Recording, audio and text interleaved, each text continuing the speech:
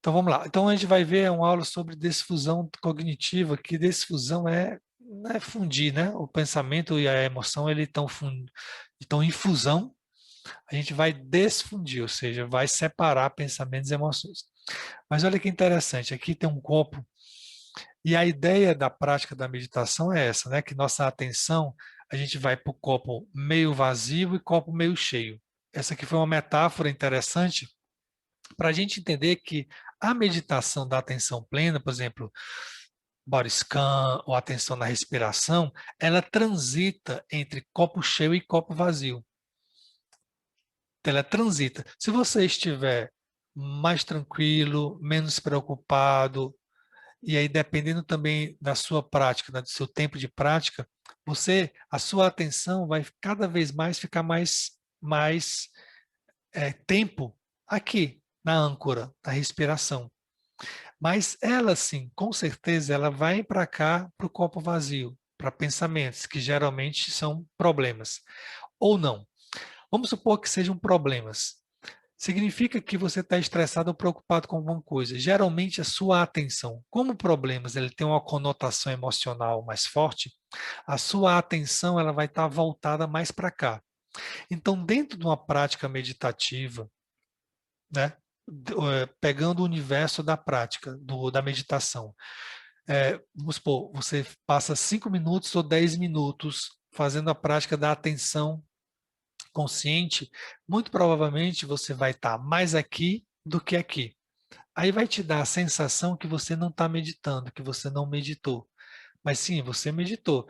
Só que, como você está muito preocupado e tem uma distração emocional, e a distração emocional ela é mais forte do que uma distração sensorial, você não consegue se desapegar dos seus pensamentos e sentimentos. E aí você fica mais tempo aqui. É muito comum a pessoa assim, eu comecei a meditação e quando eu já estava entrando mais no relaxamento, aí acabou. Né? Significa que é a questão de falta de treino também, mas se ela está mais estressada, mais desacelerada, ela vai ficar mais tempo aqui do que aqui. Mas dentro da meditação sempre vai ter esse ping-pong. Eu reconheço o que eu estou pensando e intencionalmente eu volto para cá. Então a minha atenção ela vai estar transitando. A mesma coisa acontece quando a gente está na nossa interação diária com as pessoas, por exemplo. Se eu estou conversando com uma pessoa e a pessoa eu tenho pouca paciência, eu estou tô menos estressado, não estou dando muita atenção, muita importância ao que a pessoa está falando, eu vou estar mais para cá, vou estar mais, minha atenção vai estar voltada mais para o copo vazio, eu vou estar mais dispersivo, eu vou estar é, pensando ou me emocionando, né, trazendo emoções de ansiedade ou emoções de inquietação, em vez de estar prestando atenção no que a pessoa está falando, na mensagem que está chegando aos meus ouvidos. Se eu estiver mais interessado na conversa, muito provavelmente eu vou estar mais aberto à pessoa, escutando a pessoa, percebendo o tom de voz, percebendo a postura dela, percebendo o significado que ela está falando para mim.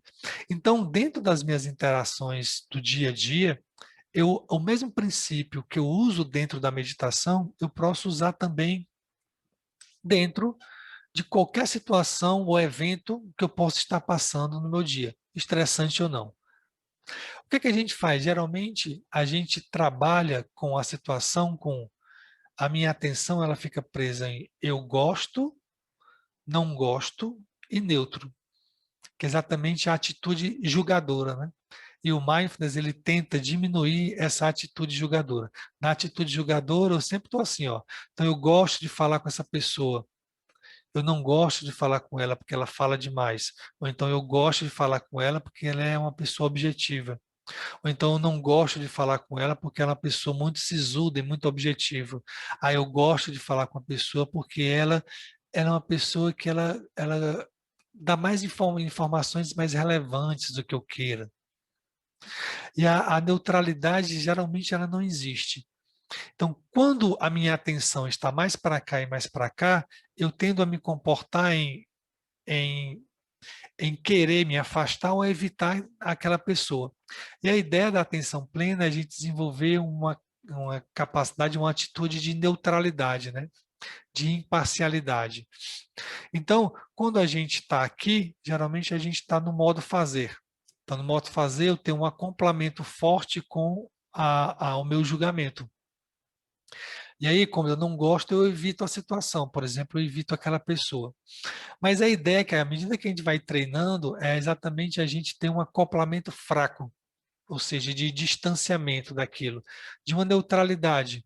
Por exemplo, eu vejo que a pessoa ela é um pouco mais prolixa e que eu sou uma pessoa que eu sou mais objetiva. O que é que eu posso fazer? Eu ouço, eu acolho isso, mas eu me distancio dos meus pensamentos de querer me afastar da pessoa.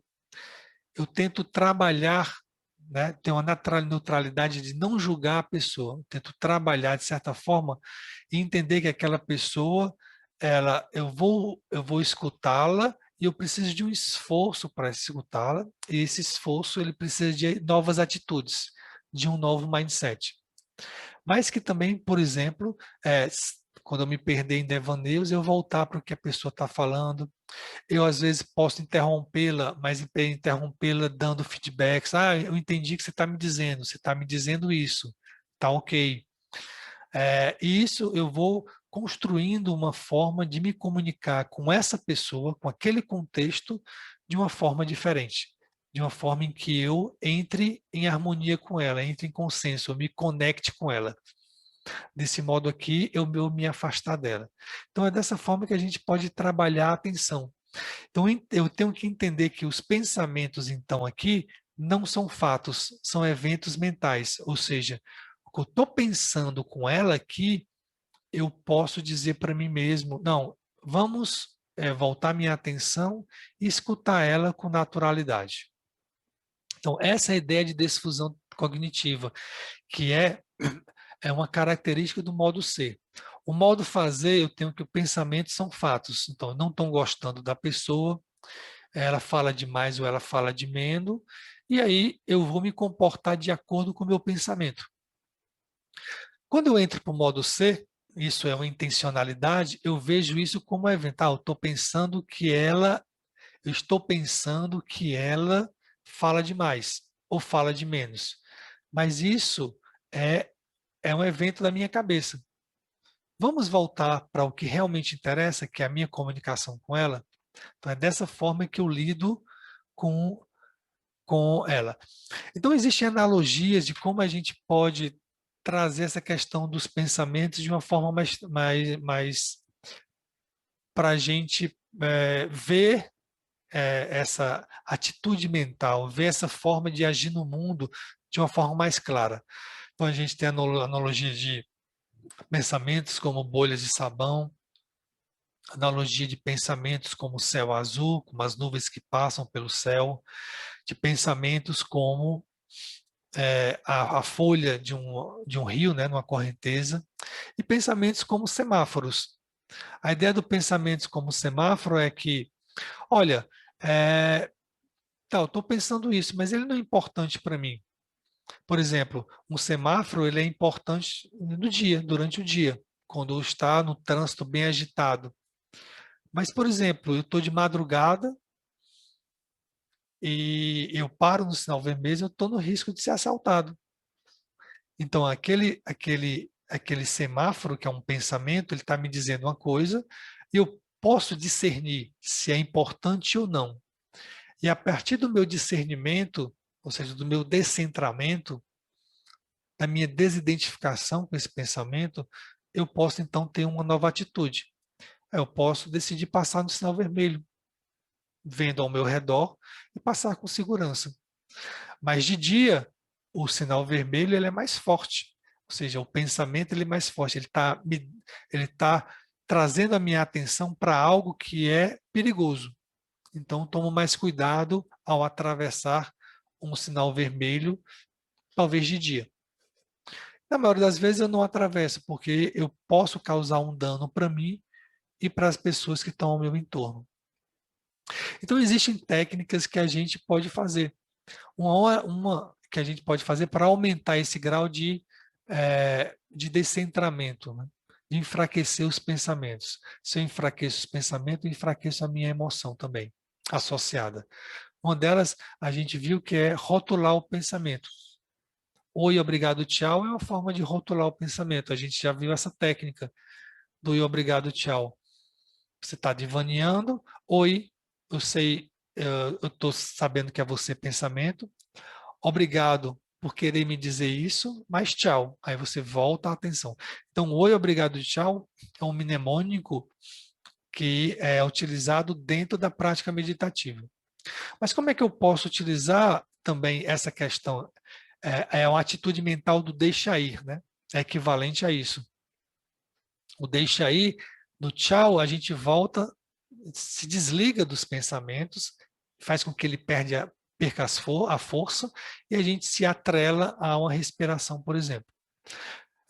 A mesma coisa a gente pode fazer com nomear os pensamentos. Nomear os pensamentos, eu estou dando um distanciamento. Então, eu posso dizer, essa pessoa, ela está me deixando irritada porque ela fala demais. Como é que eu nomeio isso? Eu posso dizer, estou pensando.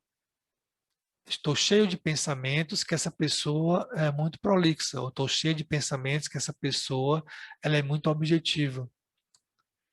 Quando eu falo estou pensando, eu estou me desidentificando com a situação. Eu consigo ter um espaço em que o meu pensamento impregnado de julgamento, ele não influencie no meu comportamento, na forma de agir. Então, tente fazer isso quando você estiver se comunicando com alguém ou estiver fazendo um trabalho no dia a dia e um momento de preocupações começam a aparecer. Estou pensando que tenho muita conta para pagar. É diferente de, nossa, tenho muita conta para pagar. Comece a fazer esse exercício, a trocar, apenas trocar as palavras para ver como você. E a outra é deixar ir. Deixar ir é retornar às sensações. Você está com pensamentos, você está pensando, você está conversando com a pessoa, por exemplo. Vamos trazer esse exemplo de você se comunicando com o outro. Que é a comunicação com outra pessoa é um terreno muito importante, interessante para a gente praticar, principalmente essas atitudes mentais. Então, a atitude mental do deixar ir é, por exemplo, você está perdido em pensamentos, muito provavelmente, como seu mindfulness vai estar aumentado, você está percebendo que está pensando e não está dando atenção para a pessoa, mas talvez os pensamentos sejam muito fortes para você.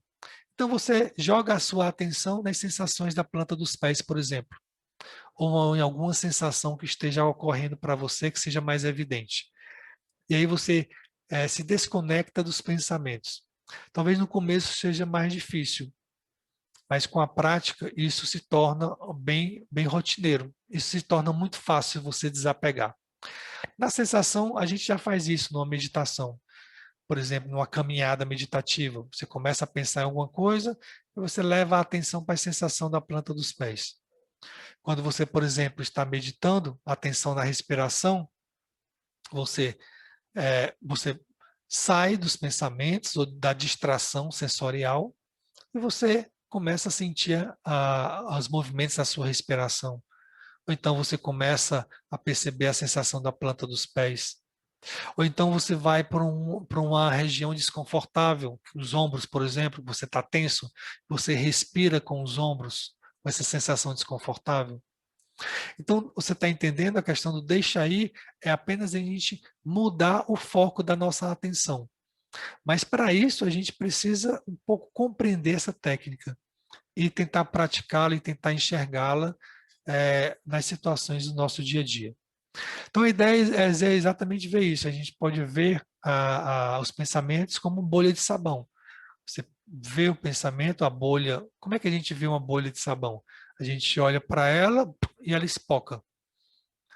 E aí ela espoca, a nossa atenção vai para outro pensamento, vai para outra bolha, ou então vai para a planta dos pés. Então, ver os pensamentos como bolha de sabão é treinar essa ideia do deixar ir com os pensamentos.